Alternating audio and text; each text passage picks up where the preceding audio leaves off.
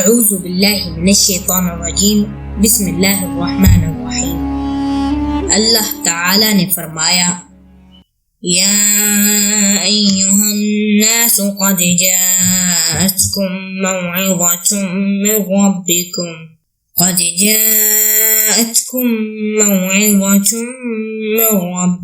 وشفاء لما فی الصدور۔ اے لوگو، تمہارے پاس تمہارے رب کی طرف سے نصیحت آئی ہے اور ان دلوں کی شفا جو سینوں میں ہے۔ الغرض قرآن مجید تمام روحانی، جسمانی، دنیاوی اور آخروی بیماریوں کے لیے شفائے کامل کا باعث ہے، لیکن ہر شخص قرآن مجید کے ذریعے سے علاج کرنے کی اہلیت نہیں رکھتا اور نہ ہی ہر شخص کو اس کے ذریعے سے شفا حاصل کرنے کی توفیق نصیب ہوتی ہے۔ جب مریض قرآن کریم کے ذریعے سے صحیح طریقے سے علاج کرے، بیماری کا مقابلہ کرنے کے لیے اس کا دل مضبوط، ایمان سے منور ہو، قبولیت کا پختہ یقین ہو اور جملہ شرائط پاکیزگی کامل طور پر ملحوظ رکھتے ہوئے کوئی بھی بیماری قرآن کریم کے مقابلے میں ہرگز نہیں ٹھہر سکتی۔ آسمانوں اور زمینوں کے مالک کے اس عظیم کلام کی شان یہ ہے کہ اگر یہ پہاڑوں پر نازل ہوتا تو انہیں ریزہ ریزہ کر دیتا، اگر زمین پر نازل ہوتا تو وہ ٹکڑے ٹکڑے ہو جاتی۔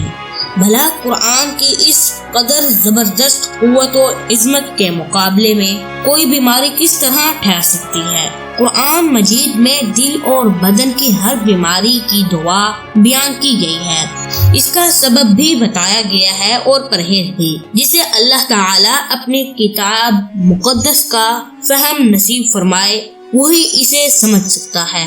ہم نے طب پر بات کرتے ہوئے شروع میں یہ بتا دیا تھا کہ قرآن مجید نے طب کی بنیاد اور جامع اصول بیان فرمائے ہیں۔ وہ اصول حفظان صحت، پرہیز اور باعث ایذا چیزوں کو جسم سے نکالنے پر مبنی ہیں۔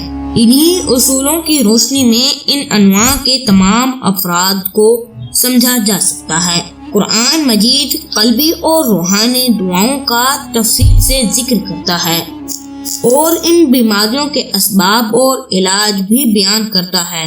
ارشاد ہے اولم یکفہم انا انزلنا علیک الکتاب یتلی علیہم، کیا ان کے لیے یہ کافی نہیں کہ ہم نے ان پر کتاب نازل کی ہے جو انہیں پڑھ کر سنائی جاتی ہے۔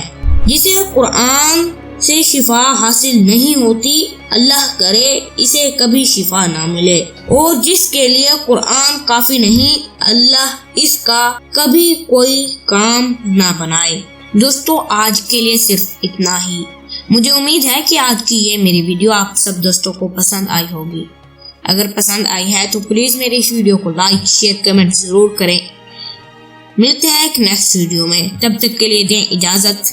السلام علیکم ورحمۃ اللہ وبرکاتہ۔